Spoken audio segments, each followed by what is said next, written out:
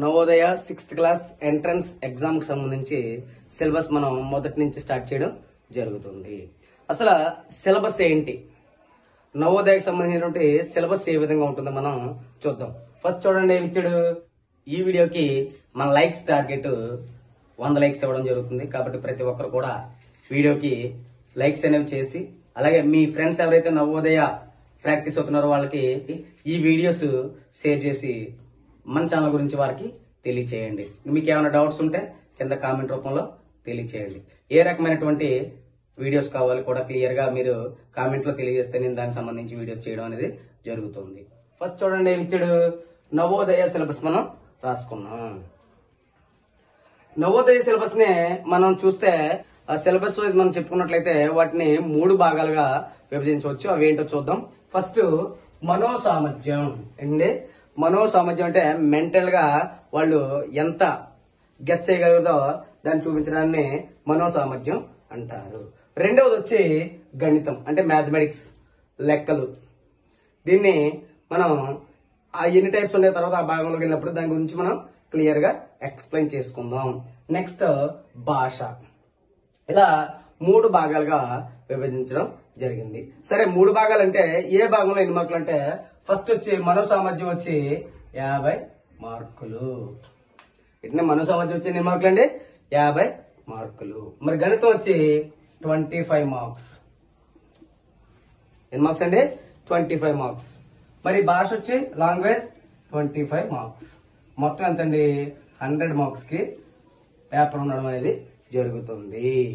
Okay, ఇప్పుడు బాగుందండి. 50 మార్కులు అంటే మరి క్వశ్చన్స్ ఎన్ని? ఇది మొత్తం మనం ఏ సెక్షన్ గా సెక్షన్ డివైడ్ గా చెప్పుకునేటప్పుడు ఎన్ని క్వశ్చన్స్ ఉంటాయి, ఎన్ని మార్క్స్ ఉంటాయని చెప్తాం. క్వశ్చన్స్ టోటల్ క్వశ్చన్స్ అయితే 80 క్వశ్చన్స్ ఉంటాయండి. 80 క్వశ్చన్స్ వచ్చి 100 మార్క్స్.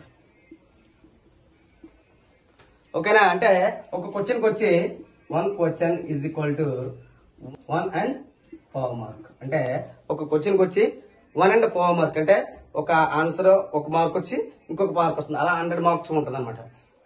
కాబట్టి జాగ్రత్తగా చూద్దాం. ఇప్పుడు ఫస్ట్ భాగం మనో సామర్థ్యం గురించి మనం డీప్ గా ఎక్స్ప్లెయిన్ చేసుకుందాం. అప్పుడు ఈ విభాగాల్లో ఏమేమి ఉంటాయి ముందు తెలుసుకుని, ఆ తెలుసుకున్న తర్వాత వాటి గురించి డీప్ గా ఎక్స్ప్లెయిన్ చేసుకుని, వాటిలో ఏ క్వశ్చన్స్ ఉంటాయి మనం 1 by 1 చూసుకుంటూ సిలబస్ ని స్టార్ట్ చేసుకుందాం. సరే, మొదటి భాగం చూద్దాం. మనో సామర్థ్యం.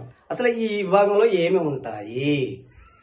ఉంటాయని మనం చూసినట్లయితే ఈ విభాగంలో 10 విభాగాలుగా విభజించడం జరిగింది. ఏంటండి? 10 విభాగాలుగా విభజించడం జరిగింది. ఈ 10 భాగాల్లో 40 ప్రశ్నలు ఉంటాయి. మనం ఈ భాగం ఎన్ని మార్కులు అని చెప్పుకున్నాండి? 50 మార్కులు అని చెప్పుకున్నాం. క్వశ్చన్స్ ఎన్ని? 40 క్వశ్చన్స్. మనం ఎన్ని మార్కులు అని చెప్పుకున్నాం? మీరు గమనిస్తే 1.5 మార్క్. ఒక క్వశ్చన్కి వచ్చి 1.5 మార్క్. అంటే 40 క్వశ్చన్స్ కి 40 మార్కులు, 40 పావులేనండి 10 మార్క్స్ రావడం జరుగుతుంది. కాబట్టి ఈ విధంగా మీరు కంగారు పడకుండా చూడండి. ఇప్పుడు 40 క్వశ్చన్స్ ఉంటాయి. అంటే ఎన్ని భాగాల కింద విభజించారు? 10 భాగాల కింద. ఈ 10 భాగాలు 40 ప్రశ్నలు ఉంటాయి. 40 ప్రశ్నలు ఏ విధంగా ఉంటాయి చూడండి. జాగ్రత్తగా కంగారు పడకుండా గమనించండి. ఈ ప్రశ్నలకు జవాబులు వాక్యాలతో గాని, పదాలతో గాని, అక్షరాలతో గాని మనం రాయవలసిన అవసరం లేదు. కంగారు పడదు. క్వశ్చన్స్ అంటే మనం ఏవో పేరాలు రాసేయాలి, లేకపోతే అక్షరాలు రాసేయాలి, లేకపోతే వాక్యాలు రాయాలని కంగారు పడవద్దు పిల్లలు. అక్కడ మీరు గమనిస్తే ఈ ప్రశ్నలు బొమ్మల రూపంలో కానీ, వివిధ ఆకారాల రూపంలో కానీ, గణిత బొమ్మల రూపంలో కానీ ఉంటాయి. ఎగ్జాంపుల్ మన స్క్రీన్ మీద వేస్తాం చూడండి. ఈ విధంగా ఉన్నటువంటి బొమ్మలకే మీరేం చేయాలి? దానికి సంబంధించిన ఆన్సర్స్ ని జాగ్రత్తగా మీరు మెన్షన్ చేయాలి. దాన్ని చూసి అది ఏ విధంగా మళ్ళీ ఇక్కడ ఒక్కొక్క భాగాన్ని ఒక్కొక్క విధంగా డివైడ్ చేస్తారనమాట. అంటే ఏ భాగంలో ఏం చేయాలి అంటే మన మెదడు యొక్క పవర్ ఎంత ఉంది, మన బ్రెయిన్ యొక్క పవర్ ఎంత ఉంది అని చూసి కుశలతను తెలియడం కోసం అని చెప్పేసి ఈ 10 సెక్షన్ లో డివైడ్ చేయడం జరిగింది. తర్వాత ఇంకో పాయింట్ ఏంటి? ఇలాంటి ప్రశ్నలకు జవాబులు కనుగొనాలి. అక్కడ మనకి కొన్ని బొమ్మ ఆకారాలు ఇస్తాడో ఆ ఆకారాలను బట్టి మనం క్వశ్చన్స్ అనేవి ఆన్సర్స్ చేయాలి. నెక్స్ట్, విద్యార్థుల మేధాశక్తి, వారి విశ్లేషణ సామర్థ్యాన్ని, బుద్ధి కుశలతను పరీక్షించుటకు చెప్పాం కదండి. ఏదైతే విద్యార్థి ఉందో ఆ విద్యార్థి యొక్క మెంటల్ స్టెబిలిటీ అంటే బ్రెయిన్ ఎంతవరకు మనల్ని తన సొంత నిర్ణయాలు తీసుకోగలుగుతున్నాడు, వాటి యొక్క డిఫరెన్స్ ని అంటే బ్రెయిన్ ఎంత క్లారిటీగా పనిచేస్తుంది, వారికి ఎంత బ్రెయిన్ పవర్ ఉంది, వారి యొక్క కెపాసిటీ ఏంటి, వాటి యొక్క సామర్థ్యం ఏంటని తెలియజేయడం కోసం ఈ సెక్షన్ లో మనకి ఈ 10 భాగాల్లో చేస్తుంటారు. మళ్ళీ 10 రకాలుగా ఒకే క్వశ్చన్స్ ఉండవు. అది భాగాన్ని బట్టి క్వశ్చన్స్ అనేవి మారుతూ ఉంటాయి. అంటే సెక్షన్ బట్టి క్వశ్చన్స్ అనేవి మారుతూ ఉంటాయి. అలాగే 10 భాగాలుగా ఉంటాయి. ఒక్కొక్క భాగంలో 4 ప్రశ్నలు ఉంటాయి. ఏంటంటే ఈ మనోసాధ్యంలో 10 భాగాలు ఉంటాయి. వాటికి ఒక్కొక్క భాగంలో 4 ప్రశ్నలు ఉంటాయి. 5 మార్కులు అండి. ఓకేనా? తర్వాత 10 భాగాలుగా మొత్తం 40 ప్రశ్నలు ఉంటాయి. చెప్పాం కదండి, 10 భాగాలుగా విభజించి ఉంటాయి. ఆ 10 భాగాలు కూడా 40 మార్కులు. అంటే ఒక్కొక్క దాంట్లో 4 క్వశ్చన్స్ చొప్పున 40 ప్రశ్నలు ఉండడం జరుగుతుంది.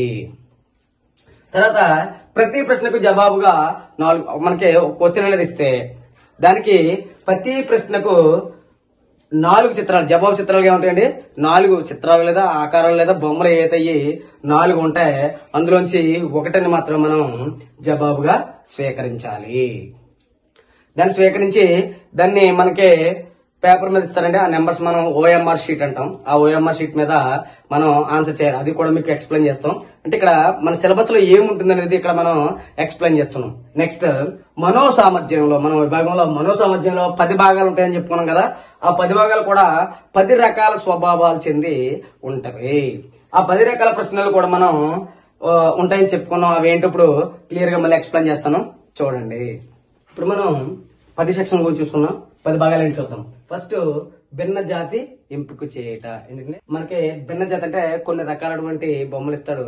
అందులో వేరుగా ఉన్నది అంటే భిన్న జాతి అంటే వేరుగా ఉన్నది, దాన్ని మనం గుర్తించాలి. ఈ భాగంలో 4 క్వశ్చన్స్ ఉంటాయి. మీరు మనల్ని గమనించవచ్చు. ఏంటి సార్ దేనికది 4 క్వశ్చన్స్ ఉంటాయి. ఈ ఫస్ట్ భాగం భిన్న జాతి ఎంపిక చేయటువంటి 4 క్వశ్చన్స్ ఉంటాయి. ఆ 4 క్వశ్చన్స్ కి మీరు కరెక్ట్ గా ఆన్సర్ చేస్తే 5 మార్క్స్ రావడం అనేది జరుగుతుంది. తర్వాత రెండవది పోలిక ఉన్న చిత్రాన్ని ఎంపిక చేయండి. అంటే పోలిక ఉన్న చిత్రం అంటే మనకు ఒక సమస్య ఇస్తాడు, ఒక బొమ్మ ఇస్తాడు, దాన్ని యాస్టీజ్ గా ఉన్నటువంటి బొమ్మను మనం గుర్తించగలగాలి. అది రెండవ సెక్షన్. మరి మూడోది ఏంటి, లోపించిన చిత్ర భాగాలను ఎంపిక చేయడం. అంటే మనకి ఒక బాక్స్ ఇస్తాడు, అందులో ఒక్కొక్క పార్ట్ మనకి ఉండదన్నమాట. దాన్ని మనం ఆ పార్ట్ యాస్టీజ్ గా ఎక్కడైతే సెట్ అయిపోతుందో ఆ భాగం ఎక్కడ ఉందో దాన్ని మనం కనుగొని దాన్ని మనం చేయాలి. కాబట్టి నాలుగోది ఏంటి, వరుస క్రమ చిత్రాన్ని ఎంపిక చేయట. అంటే సిరీస్, అంటే ఒక విధంగా వరుసగా వెళ్ళేదాన్ని మనం సిరీస్ అంటే వరుసగా వెళ్తుంటాయి కదా, అవి ఈ బొమ్మలో ఉన్నదే ఆ బొమ్మలోనో ఆ బొమ్మలో అంటే కాస్త రొటేషన్ గా తిరుగుతూ ఉంటుంది, దాన్ని సిరీసెస్ అంటాం. అది 4వ భాగంలో ఉంటాయి. అవి మనం ఒక్కొక్క భాగం కూడా మీకు ఎగ్జాంపుల్స్ అన్ని చెప్తూ క్లాసులో చెప్తాం. అంటే అసలు క్వశ్చన్స్ లో ఏ విధంగా ఉంటాయని మనం చూసుకుందాం. మీకు దీని గురించి ఎక్స్ప్లెయిన్ చేస్తూ దాని గురించి ఫుల్ గా వీడియోస్ చేయడం అనేది జరుగుతుంది. నెక్స్ట్ జత కూడే చిత్రాన్ని ఎంపిక చేయడం. అంటే 2 బొమ్మల రిలేషన్ ఉంటుంది అనమాట. 2 బొమ్మలకి ఒక రిలేషన్ ఉండడం అనేది జరుగుతూ ఉంటుంది. తర్వాత 2 చిత్రాలకి అదే రిలేషన్ ఉండడం జరగాలి. దాన్ని జాగ్రత్తగా చూసి మనం గమనించాలి. ఆ రిలేషన్ ఉన్నది మనం ఆ రిలేషన్ తగ్గట్టుగా దాన్ని మనం గుర్తించగలగాలి. ఇవన్నీ మీకు ఎగ్జాంపుల్ దాన్ని ఎక్స్ప్లెయిన్ చేస్తాను ప్రతిదీ. అంటే అసలు సిలబస్ లో ఏమి ఉండాలనేది మనం ఇప్పుడు ఫస్ట్ చూస్తున్నాం. ఆదిలోనే ఏమీ తెలియకుండా ఎక్కడికి వెళ్తాం మనం. కాబట్టి ముందు సిలబస్ అంటే ఏంటి దాని గురించి మనం ఎక్స్ప్లెయిన్ చేసుకుంటున్నాం. నెక్స్ట్ అంటే చతురస్రం పూరించి భాగాలను ఎంపిక చేయటం. అంటే మనకు ఒక స్క్వేర్ ఉంటుంది, చతురస్రం ఉంటుంది. ఆ చతురస్రంలో కొంత భాగం విడిపోయి ఉంటుంది. ఆ భాగానికి దానికి యాస్టేజ్ గా సరిపోయేటువంటి భాగాన్ని మనం గుర్తించగలగాలి. దీనికి మీ అన్ని ఎగ్జాంపుల్స్ వేసి మీకు క్లియర్ గా మెన్షన్ చేస్తాం. నెక్స్ట్ అద్దంలో ప్రతిబింబాలు, మిర్రర్ ఇమేజెస్ అంటాం. మనం అద్దంలో మనకి ఒక లైన్ ఇచ్చి దానికి గీతలు ఇస్తాడు, దాని పక్కనే మనం మిర్రర్ ఇమేజ్ అనేది ఎలా ఉంటుందో మనం ఊహించి దాని కరెక్ట్ ఆన్సర్ ఊహించి అంటే అక్కడ ఉంటుంది యాస్టేజ్, అది ఏదైతే ప్రతిబింబంగా చూపిస్తుందో దాన్ని మాత్రం మనం మెన్షన్ చేయాలి. నెక్స్ట్ కాగితం మడిచిన వచ్చిన ఆకారాలు. మనం మీరు బాగా గమనిస్తే స్కూల్లో పండుగ చేసినప్పుడు జెండాలు కట్ చేస్తూ ఉంటారు. ఆ జెండాలు కట్ చేసి మడత పెట్టి కట్ చేస్తారు. అవి విడదీసిన తర్వాత మంచి డిజైన్స్ మనకు కనబడుతూ ఉంటాయి. దాన్నే ఇక్కడ ఏమన్నాడు, కాగితం మడిచి వచ్చిన ఆకారాలు. అంటే అది మడిచినప్పుడు కట్ చేసి మళ్ళీ దాన్ని విడదీస్తే ఏ విధమైనటువంటి ఆకారాలు వస్తాయో వాటి గురించి మనం ఇక్కడ ఎక్స్ప్లెయిన్ ఇందులో ఉంటాయి అన్నమాట క్వశ్చన్స్. దానికి సంబంధించిన క్వశ్చన్స్ ఇందులో ఉంటాయి. నెక్స్ట్ కొంత భాగాలు వదిలివేయబడిన చిత్రం పూర్తి చేయడం. కొన్ని భాగం ఉండిపోతుంటది, ఆ భాగం తీసి దాన్ని జాగ్రత్తగా గుర్తించగలగాలి. అది ఎన్నో సెక్షన్ అండి, 9. 10ది ఏంటి, సమస్య చిత్రాల్లో దాగి ఉన్న జవాబు బొమ్మలు. మనకి ఒక చిత్రం ఒక ఫిగరో లేకపోతే ఒక లెటరో ఏదిస్తాడు, అవి 4 క్వశ్చన్లు ఎక్కడ ఉందో ఎందులో కలిపి ఉందో దాన్ని మనం గుర్తించగలగాలి. ఈ విధంగా మనకి 10 రకాల 10 భాగాలు ఉంటాయి. 10 4 40 క్వశ్చన్స్ ఉంటాయి. 50 మార్కులు ఉంటాయి. కన్ఫ్యూజ్ పడవద్దు. 40 క్వశ్చన్లు ఉంటాయి, 50 మార్కులు ఉంటాయి. ఈ విభాగంలో మనకి మంచి మార్కులు, ఎక్కువగా మార్కులు రావాలి అనుకుంటే జాగ్రత్త ఏం చేయాలండి, ఈ ఒక్కొక్క సెక్షన్ యొక్క మూలతత్వం, అంటే ఈ సెక్షన్ దేనికోసం ఇచ్చారు, ఆ సెక్షన్ లో మనం ఏ విధంగా ప్రాక్టీస్ చేసాం అని మనం జాగ్రత్తగా ప్రతి సెక్షన్ గమనించినట్లయితే, అందులో ఉన్నటువంటి 4 క్వశ్చన్స్ కి మనం కరెక్ట్ ఆన్సర్ కానీ చేయగలిగితే, ఇక్కడ 10 4 40 క్వశ్చన్స్ కి 50 మార్కులు మనం ఇంచుమించుగా 50 మార్కులు ఈజీగా సాధించడం. మనం కంగారు పడకుండా ప్రతిదీ కూడా చాలా జాగ్రత్తగా గమనిస్తూ చేస్తే ఈజీగా 50 మార్కులు అనేవి మనం సాధించవచ్చు. ఎప్పుడైతే మనం మెంటల్ అబిలిటీలో 50 మార్క్స్ మనం గ్యాదర్ చేసినట్లయితే, మ్యాథమెటిక్స్, లాంగ్వేజ్, భాషలో 25 మార్క్స్, లాంగ్వేజ్ కూడా చాలా ఈజీ, అక్కడ మనకు పారాగ్రాఫ్స్ ఇస్తాడు, దాన్ని బట్టి రాయొచ్చు. ఇప్పుడు మీరు బాగా కష్టపడేది మ్యాథమెటిక్స్, దాని గురించి కూడా మనం వీడియోస్ చేద్దాం. తర్వాత వీటి గురించి మీకు ఎక్స్ప్లెయిన్ చేస్తూ కూడా వీడియోస్ ఒక్కొక్క భాగాన్ని పెట్టడం, దానికి సంబంధించిన మోడల్స్ ఎక్స్ప్లెయిన్ చేయడం జరుగుతుంటది. జాగ్రత్తగా గమనించండి. మనం నవోదయ సిలబస్ లో 2వ భాగం చూస్తున్నాం. 2వ భాగం ఏంటండి, విభాగం 2లో మ్యాథమెటిక్స్, గణితం. అసలు గణితంలో ఏముంటుందంటే, ఈ విభాగంలో ముఖ్య ఉద్దేశం విద్యార్థి యొక్క అర్థమెటిక్ మీద ఎంత పరిజ్ఞానం ఉందో తెలుసుకోవడానికి ప్రక్రియగా పరిగణిస్తారు. అంటే విద్యార్థి యొక్క అర్థమెటిక్ మీద వాటి యొక్క పరిజ్ఞానాన్ని పరిగణించడం కోసం అని చెప్పేసి ఈ మ్యాథమెటిక్స్ అనేది స్టార్ట్ చేస్తారు. ఇవి మనకి సరే, మీరు మ్యాథమెటిక్స్ అంటున్నారు కదా, మరి ఎన్ని రకాల సమస్యల నుంచి వస్తాయంటే 17 రకాల సమస్యలను తెలిపే పాఠ్యాంశాల నుంచి మనకి 20 క్వశ్చన్స్ ఇస్తారండి. 25 మార్క్స్. మీరు కన్ఫ్యూజ్ పడద్దు. 20 క్వశ్చన్స్ ఉంటే 25 మార్క్స్. అంటే ఒక క్వశ్చన్ కి వచ్చి 1.5 మార్క్, 1.5 మార్క్. అర్థమవుతుంది కదా. కాబట్టి ఈ విధంగా ఉంటుంది. ఆ 17 రకాలు ఏంటో మీకు క్లియర్ గా నేను ఎక్స్ప్లెయిన్ చేస్తాను. విభాగం 2లో గణితం గురించి చెప్పుకున్నాం. అవి 17 రకాల గురించి మనం ఎక్స్ప్లెయిన్ చేస్తున్నాం. చూడండి, మనకి బోర్డు మీద మీకు రాస్తే ఎక్స్ప్లెయిన్ చేస్తున్నాను అనమాట. తర్వాత దీనికి సంబంధించి ఒక్కొక్క దానికి సంబంధించి సమస్యలు ఏ విధంగా ఉంటాయనేది కూడా మీకు క్లియర్ గా ఎక్స్ప్లెయిన్ జరుగుతుంది. ఏంటండి, ఇది ఒక్కొక్క సబ్జెక్ట్ మీద మీకు ఎగ్జాంపుల్స్ ఇస్తూ లెక్కలు చెప్పడం అనేది జరుగుతుంది. ఫస్ట్ చూద్దాం, సంఖ్యామానము. ఏంటంటే ఫస్ట్ వన్ ఏంటండి, సంఖ్యామానము. 2, పూర్ణాంకాలపై ప్రాథమిక ప్రక్రియలు. అంటే మ్యాథమెటిక్స్ దేని మీద మనకి సమస్యలు వస్తాయనేది క్లారిటీగా మనం చూసుకుందాం. ఏంటండి, పూర్ణాంకాలపై ప్రాథమిక ప్రక్రియలు. నెక్స్ట్, భిన్న సంఖ్యలు భిన్నములపై ప్రక్రియలు. అంటే భిన్న సంఖ్యలు వాటిపై ప్రక్రియలు, అంటే భిన్నాలను ఏ విధంగా చేయాలనేది మొత్తం మీకు అవన్నీ క్లియర్ గా ఎక్స్ప్లెయిన్ చేస్తాం. మీకు చెప్పేటప్పుడు జాగ్రత్తగా గమనించండి. నెక్స్ట్, గుణిజాలు మరియు కారణాంకాలు వాటి ధర్మాలు. అంటే గుణిజాలు, వాటి కారణాంకాలు, వాటి యొక్క ధర్మాలు, వీటి గురించి క్లియర్ గా ఎక్స్ప్లెయిన్ చేయడం జరుగుతుంది. నెక్స్ట్, కాసాగు మరియు గాసాబా, ఎల్సిఎం మరియు హెచ్సిఎఫ్ మనం ఇంగ్లీష్ లో చెప్పుకుంటాం. అవి కూడా మీకు ఇంగ్లీష్ మీడియం కూడా నేను క్లియర్ గా విడిగా వీడియోస్ చేస్తుంటాను, గమనించండి. తర్వాత ఏంటంటే కాసాగు మరియు గాసాబా. నెక్స్ట్, దశాంశాలు మరియు వాటిపై ప్రాథమిక ప్రక్రియలు. అంటే దశాంశాలు మరియు వాటిపై జరిగేటువంటి ప్రక్రియలు. నెక్స్ట్, భిన్నములు దశాంశాలుగా మార్చుట. అంటే భిన్నాలు దశాంశాలుగా మార్చడం, దశాంశాలు భిన్నాలుగా మార్చడం అన్ని కూడా మీకు క్లియర్. అంటే ఇక్కడ మీకు సబ్జెక్ట్ వైజ్ క్లియర్ గా ఎక్స్ప్లెయిన్ చేస్తాం, దాంట్లో ఉంటాయి చూడండి. నెక్స్ట్, పొడవు, ద్రవ్యరాశి, సామర్థ్యం, కాలం మరియు ద్రవ్యములు ప్రమాణములు. ఏంటండి, పొడవు, ద్రవ్యరాశి, సామర్థ్యం, కాలము మరియు ద్రవ్యముల ప్రమాణములు. అంటే మీరు బాగా గమనిస్తే పొడవు అంటే మనం దూరాన్ని కొలుస్తుంటాం కదా, మీటర్లు, సెంటీమీటర్లు, వీటి గురించి వస్తుంది. నెక్స్ట్, ద్రవ్యరాశి అంటే బరువు, కేజీ, 2 కేజీలు, 3 కేజీలు, ఆ కేజీల గురించి చేసేదాన్ని మనం ద్రవ్యరాశి అంటాం. నెక్స్ట్, సామర్థ్యం అంటే కేపబిలిటీ, దాని యొక్క శక్తిని తెలియజేసేదాన్ని సామర్థ్యం అంటాం. కాలం అంటే నిమిషాలు, సెకండ్లు, ఇవన్నీ తెలియజేసేదాన్ని కాలము అంటాం. నెక్స్ట్, మరియు ద్రవ్యములు అంటే లీటరు, 1/2 లీటర్ ఇవన్నీ కొలుస్తుంటాం కదా, వాటికి సంబంధించినంత కూడా ఈ సబ్జెక్ట్ లో మనకి వస్తుంది. ప్రమాణములు, వాటి యొక్క ప్రమాణములు. నెక్స్ట్, దూరము, కాలము మరియు వేగం, ఈ మూడింటిపైనటువంటి జరిగేటువంటి సమస్యలు మనం క్లియర్ గా ఎక్స్ప్లెయిన్ చేయడం జరుగుతుంది. 10 చూసినట్లయితే సమానపు ఉజ్జాయింపు విలువలు. ఏంటంటే సమానపు ఉజ్జాయింపు విలువలు. నెక్స్ట్ 11 సూక్ష్మీకరణ. అంటే ఒక సమ్మని పెద్దగా ఇస్తాడు, దాన్ని మనం దగ్గరగా సూక్ష్మీకరించడం. మీరు ఆల్రెడీ చేస్తూనే ఉంటారు ఈ సంస్థని. అంటే వేటి పైన వస్తాయనేది మీకు క్లియర్ గా ఎక్స్ప్లెయిన్ చేయడం జరుగుతుంది. 12 వచ్చి శాతము మరియు వాటి అనువర్తనాలు. ఏంటంటే శాతము మరియు వాటి యొక్క అనువర్తనాలు. నెక్స్ట్ లాభము మరియు నష్టము. 13 ఏంటండి? లాభము మరియు నష్టము. నెక్స్ట్ 14 సామాన్య వడ్డీ. అంటే వీటన్నిటిపైన అంటే టాపిక్ పైన వస్తాయి అనమాట. ఇవి ఒక్కొక్క టాపిక్. ఈ టాపిక్ గురించి మీకు క్లియర్ గా ఎక్స్ప్లెయిన్ చేస్తూ ప్రతి దాని మీద సమస్యలు క్లాసులు ఉంటాయి, అవన్నీ చూడండి. అంటే వేడి వస్తున్నాయి అవన్నీ మనం ఫస్ట్ నుంచి చెప్పుకుంటున్నాం కాబట్టి. నెక్స్ట్ చుట్టుకొలత, వైశాల్యం మరియు ఘన పరిమాణం. ఏంటండి? చుట్టుకొలత, వైశాల్యం మరియు ఘన పరిమాణం. నెక్స్ట్ కోణాలలో రకాలు, వాటి సరళ అనువర్తనాలు. కోణాలు, వాటి యొక్క సరళ అనువర్తనాల గురించి మనం ఎక్స్ప్లెయిన్ చేయాలి. నెక్స్ట్ కమ్మీ చిత్రాలు, గ్రాఫ్ మరియు రేఖ చిత్రాల సహాయంతో దత్తాంశ విశ్లేషణ. అంటే గ్రాఫ్ అంటారు, దాన్ని కమ్మీ చిత్రాలు అంటారు, గ్రాఫ్ లో ఉంటుంది, రేఖీ చిత్రాలు ఉంటుంది. వీటన్నింటినీ మనకి క్లియర్ గా ఎక్స్ప్లెయిన్ చేస్తూ ఇస్తూ ఉంటాడు. వీటిపైన కూడా మనకి సమ్ అనేది వస్తూ ఉంటుంది.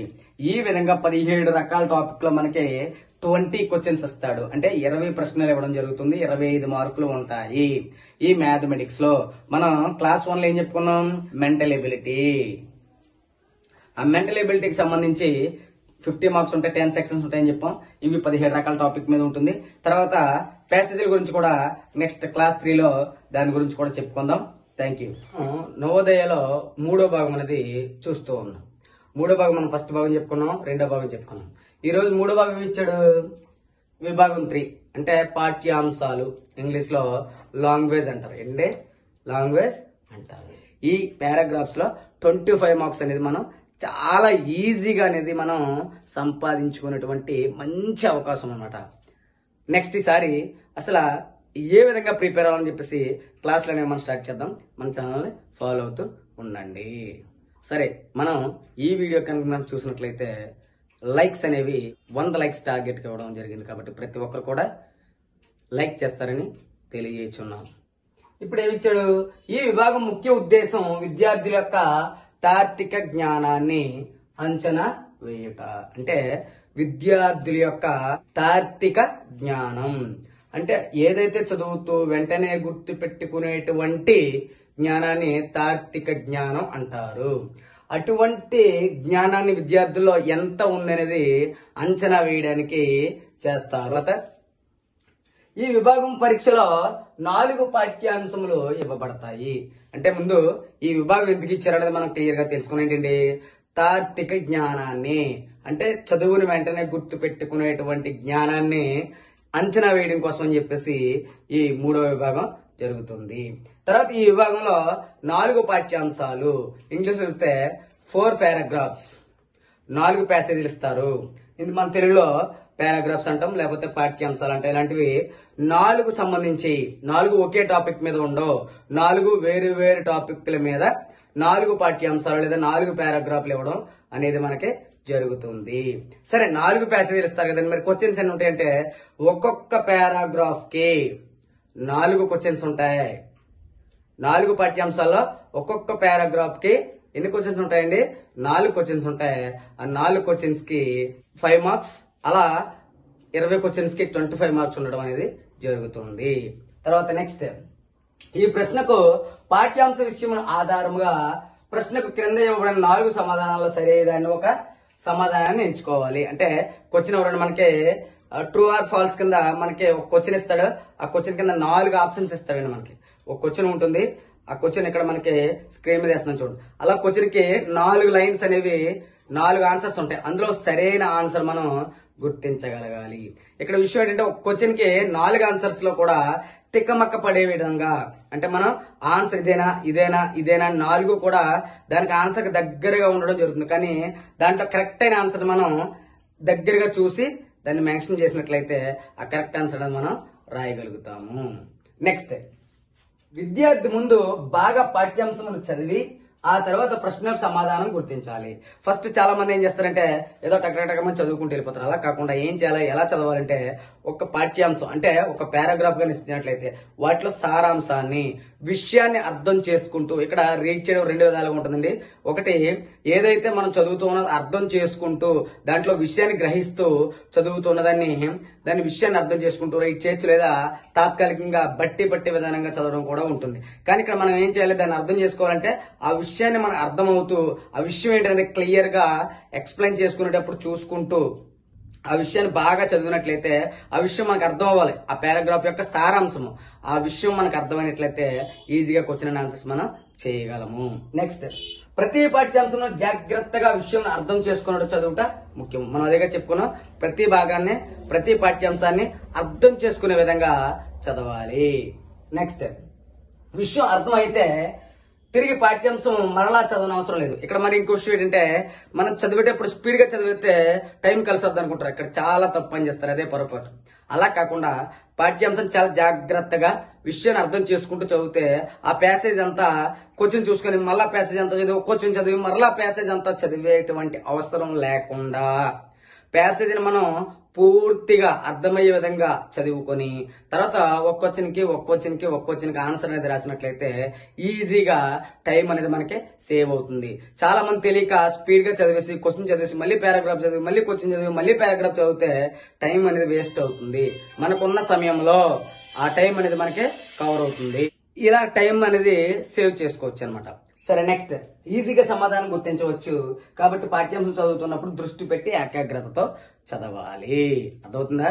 అక్కడ మనం ఈజీగా కంగారు పడకుండా చదివినట్లయితే, మనం సారాంశం చదివినట్లయితే రెండోసారి చదవకుండా టైం అనేది మనం సేవ్ చేసుకోవచ్చు.